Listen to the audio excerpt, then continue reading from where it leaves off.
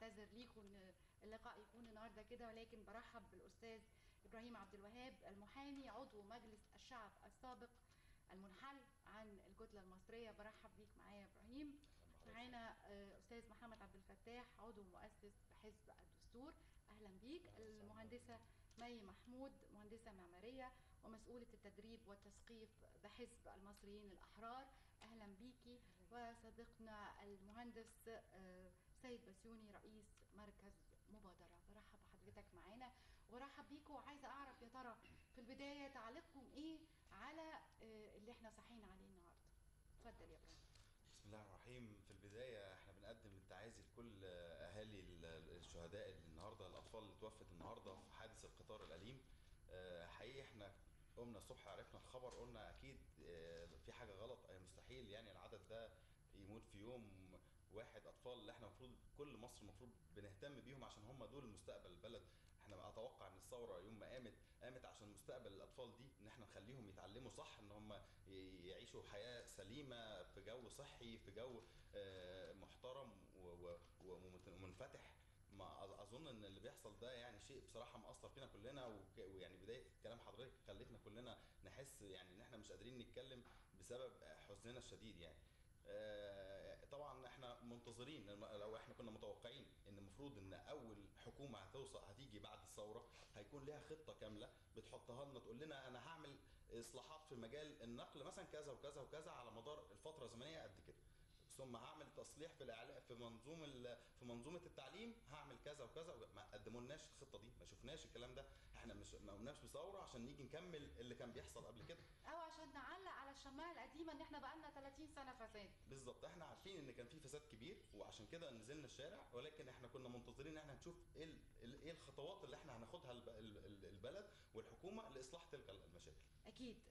محمد، الحكومه الحاليه مش حكومه تسيير اعمال زي الحكومات السابقه، حكومه كان لازم يكون ليها اولويات محدده وتبتدي ان هي تهتم بيها. تعليقك ايه على حادث النهارده؟ هو احنا بنقدم التعازي برضه لاهالي المصابين والضحايا اللي راحوا في الحادثه دي. بس ده يعني هي حادثه مفجعه بس مش جديده علينا، لان اتكررت قبل كده من قبل الثوره. الاسبوع اللي فات كان حادثه الفيوم. يعني اتكررت كتير الحادثه دي، بس هو النظام هو ما اختلفش كتير، نفس الريتم نفس الاداء نفس الطريقه اللي بيتعاملوا بيها مع الحوادث. تمام، اللي هم بيخلوا المشكله يشيلها ابسط عامل. سائق القطار دائما لو ماتش يبقى احسن يعني. تمام.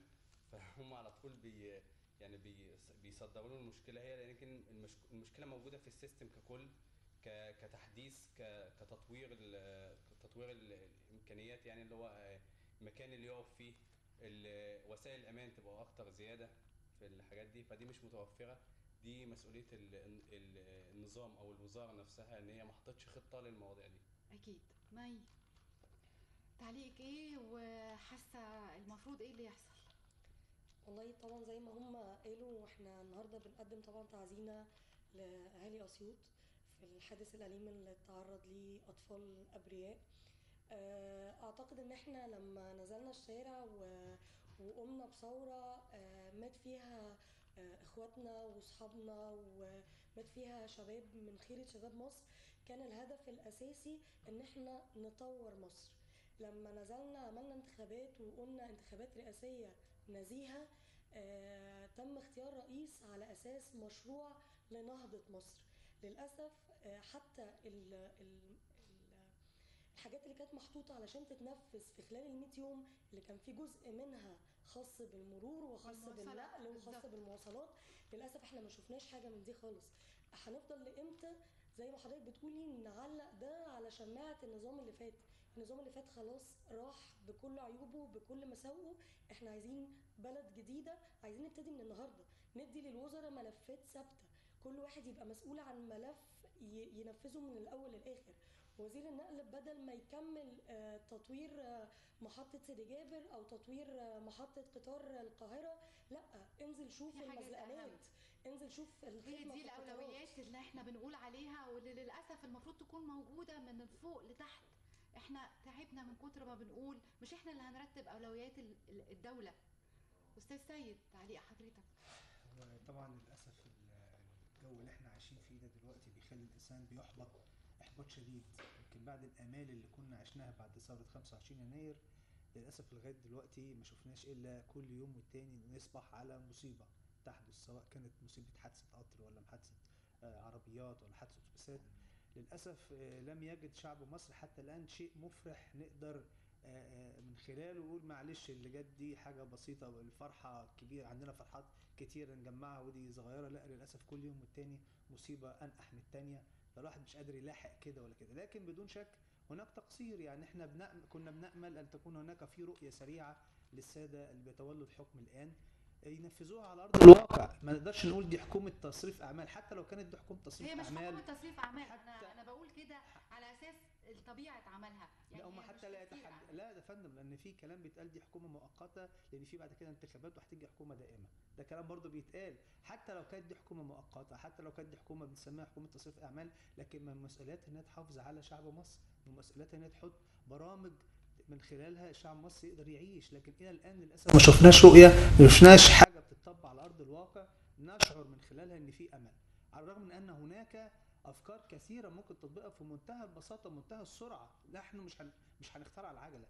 البلدان كثيره عاشت زي ما عشنا فيها، بلدان كثيره عندها حلول عندها كثيره. مزلقانات قطر، ما عندهاش مشكله. اكيد في طريقه تكنولوجيه حديثه بتكون بتتحط في المزلقان، مفيش حد بيعدي كده. ده ابسط حاجه، يعني احنا عارفه بنتكلم في حاجه بقالها 100 سنه من يوم ما اخترع فكره القطر في مزلقانات، ومن يوم ما اخترعت المزلقانات يوم دي الانجليز عملوا لنا خطوط قطارات مصر، واعتقد ان هو لم يتم التفكير بتطويرها التطوير الذي يجب ان يكون. بالظبط. سمعنا كتير جدا كل حادثه بتحدث يقول لك احنا هنطور المزلقانات، ما معظم الحوادث بتحصل عند المزلقانات، وكل حادثه يقول لك لا احنا طورنا مزلقانات او هنطور، خلاص فضل 10% من المزلقانات لسه ما طورناهاش. كلها كلام كلام كلام، لكن في الاخر عايز اشوف نتيجه. النتيجه للاسف اللي بشوفها نتيجه دماء، قتلى، موتى من المصريين. كل يوم والتاني بنصبح نشوف كارثه شكل جديده للاسف على الشعب المصري. ابراهيم ارجع ليك تاني، وانت كنت عضو مجلس شعب. لو نقول ان مجلس الشعب كان لسه قائم، لان في ناس كتير جدا كل ما تحصل مشكله سواء الاحداث في غزه او الحادثه النهارده، في كلام كتير من اعضاء مجلس الشعب سابقين زي حضرتك بيطالبوا بعوده البرلمان، وبيقولوا لو كان في برلمان او لو كان مجلس الشعب لسه قائم كانت ستتخذ اجراءات اسرع. مع الكلام ده عايز ترجع مجلس الشعب تاني نرجعه؟ احنا موقفنا واضح جدا ان احنا في البدايه خالص اول ما صدر حكم المحكمه الدستوريه العليا قلنا احنا بنحترم احكام القضاء. المحكمه حكمت بحل المجلس، امامنا فرصه بنضع دستور لمصر، نضع قواعد جديده للانتخابات، ثم بعد ذلك يحصل انتخابات جديده، وان شاء الله تكون فرصه اكبر للشباب والاحزاب الجديده المدنيه اللي بتكونت بعد الثوره. ثانيا لو كنت عضو في البرلمان وكان البرلمان قائم وحدثت هذه الحادثه المفجعه، كان المفروض ايه اللي يحصل؟ كنا نطلب سحب الثقه من رئيس الوزراء. هو المسؤول باعتباره هو اللي اختار وزير النقل. وما رئيس الوزراء بيقول لك هو فعلا ان هو النهارده في تصريحاته هو سيتخذ اجراءات قاسيه مع المتسببين في هذا الحدث، ونسي انه هو من اختار وزير النقل، وان الحادثه النهارده مش اول حادثه، حادثه الاسبوع اللي فات في الفيوم، وحادثه كمان كانت قبلها. تمام، اذا الخطا ما زال عنده، بالتالي كان لازم يعني يقدم لنا ايه الخطه لتطوير وسائل النقل كلها، ومنها طبعا السكك الحديديه. بالتالي تقدم الخطه بجدول زمني وبالفعل يتم الموافقه عليه وتم تنفيذه، وده اللي كان المفروض يحصل من بدايه وجوده. امكانياتنا بالنسبه لوزاره النقل غير كافيه، وما عندناش فلوس نطور بيها قطارات، والناس عمرهم كده. هتتحط في الميزانيه ان كيفيه تطوير السكك الحديديه، وبالتالي كان لازم تكون موجوده. عندنا موارد وعندنا فلوس، بس كيفيه استغلالها، كيفيه توجيه الاولويات زي ما حضرتك قلتي برضو ان في اولويات عندنا. احنا بنصرف مبالغ كبيره في حاجات انا شايف انها هي لا داعي لها، فبالتالي احنا لازم نحطها في الاولويات بتاعتنا. هي طبعا منظومه النقل والمواصلات. بالظبط. محمد، تتفق معايا وتختلف ان يمكن عدد المصريين اللي بيقتلوا او بيموتوا كل يوم على الاسفلت او في القطر او في العبارات او في البحر اكبر كتير جدا من اهالينا في غزه اللي بيقصفوا بصواريخ الاحتلال. انا اتفق معاك في الموضوع ده، وده بيدل ان الدم المصري لسه رخيص، يعني رخيص جوه. عشان كده ما نطالبش بره الدول التانية انها تحترم الدم المصري طالما الحكومه او النظام اللي موجود مش قادر يعني يحافظ عليه. تمام. ويعني انا اجابه بس على تعقيبا على السؤال اللي حضرتك سالتيه، موضوع مجلس الشعب ان هو يعمل ياخد الخطوات ايه، انا رايي ان هو كان هيشكل لجنه. هيشكل لجنه زي اللجان السابقه. يعني لجنه وملف انت عارفه ان اللجان بتاعت زلزال 92 ما زالت بتبحث. احنا ممكن بتبحث. نلاقي لجان من ايام الثلاثينات برضو فيما سبق يعني موجود الملفات بتاعتها. هو ده يعني هو ده رتم المصري اللي ما اتغيرش على مدار سنين، حتى بعد الثوره اللي احنا يعني قمنا بيها وشاركنا فيها. يعني نفس الروتين ونفس النظام هو اشكال بس اتغيرت علينا، بس هو النظام لسه قائم زي ما هو. ما تتفق معايا ان احنا مشكلتنا ان احنا ما عندناش كوادر مدربه، ولا ان احنا بنستسهل؟ يعني اما يقال الوزير هيجي نائب الوزير يبقى هو الوزير، اما يقال رئيس مصلحه سكك حديد مصر هيكون النائب بتاعه هو رئيس مصلحه سكك حديد مصر. هل البيروقراطيه، ولا هل لانهم موظفين حكومه ولازم يكملوا سن التقاعد، ولا هل لان احنا فعلا ما عندناش حاجه خالص وما عندناش كوادر؟ هو مبدئيا احنا لازم نتفق ان للاسف الشديد النظام السابق قضى على الكوادر الشابه، يعني هو ما اخرجش، لم يفرز كوادر قادره على خوض الحياه السياسيه او الحياه العامه. بالعكس كان كلها شهادات جامعيه بدون خبره، بدون ممارسه. فللاسف كان هو ده الحال، نوع من انواع البيروقراطيه فعلا. ان الرئيس الهيئه موجود اتشال، جه النائب بتاعه اتشال، جه اللي تحته، مع العلم ان المفروض ان يكون في اسس للترقيات. يعني المفروض قبل ما ارقي حد المفروض اعمل له اختبار، اشوف هل هو يصلح فعلا ان هو يقود المنظومه دي ولا لا. قبل ما افكر ان انا ارقيه وقبل ما افكر ان الكرسي ده فاضي لازم افكر مين اللي هيقعد عليه. ما ينفعش ان انا لمجرد ان هو اللي تحتيه هو اللي يطلع يقعد على الكرسي.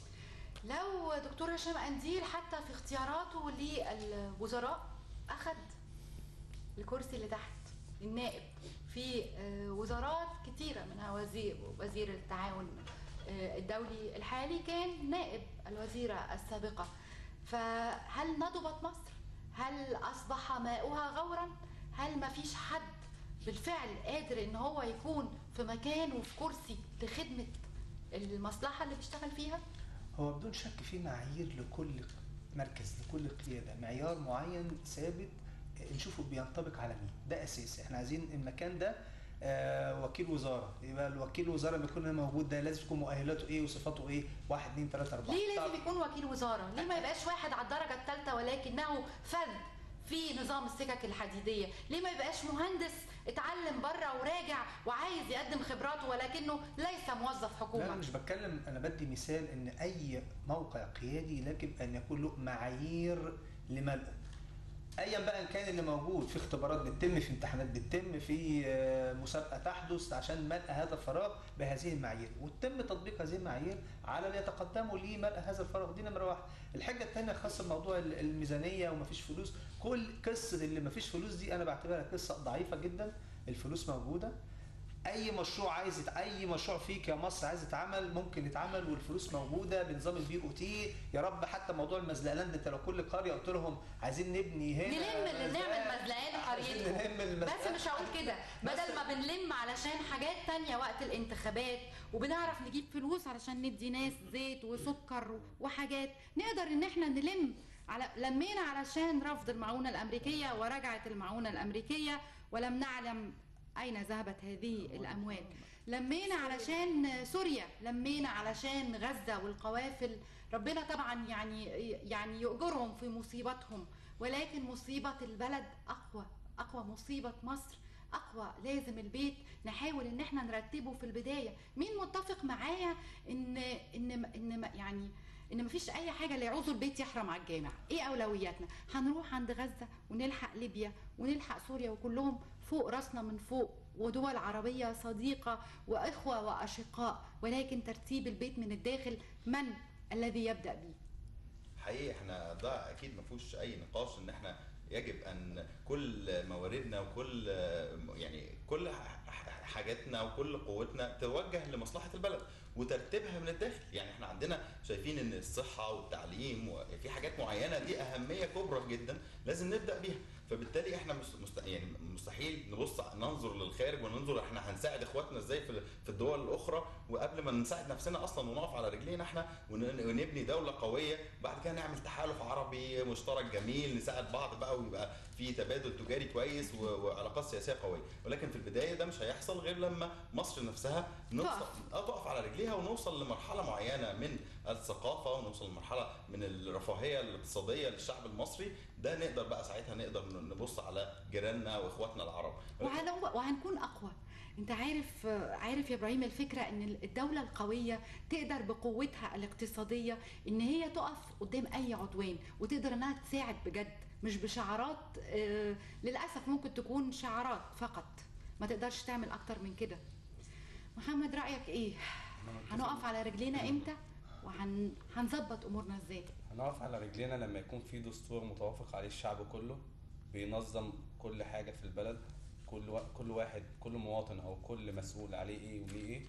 وهنقف لما نبني دوله المؤسسات. هنقف ازاي واحنا حتى في فكره الجمعيه التاسيسيه وفكره الدستور مش قادرين ان احنا يحصل بينا توافق؟ يعني دي من المشاكل الكبيره اللي موجوده في البلد، اللي احنا مفيش توافق، ان في تيار بعينه عايز يسحب يعني مش الدستور لصالحه هو بنقط معينه. تمام، احنا كنا محضرين شويه حاجات ممكن نتكلم فيها بس هي مشكله الحادثه الاليمه اللي حصلت النهارده هي كله بيصب في كله بيصب في كله. هقول لمي اكيد حقوق الطفل في الدستور او في مسوده الدستور الحاليه كلام جميل جدا مكتوب في مواد بحمايه الطفل وحقه في التعليم والصحه وكل حاجه مظبوطه. ازاي وانا بكتب دستور لطفل وانا اقل درجات الحمايه مش قادره اوصلها له؟ ناس زي موديه بنتها المدرسه ترجع من غير في اسره فقدت 4 اطفال. ممكن يكون شعورهم ايه؟ يطلبوا ايه من الدستور؟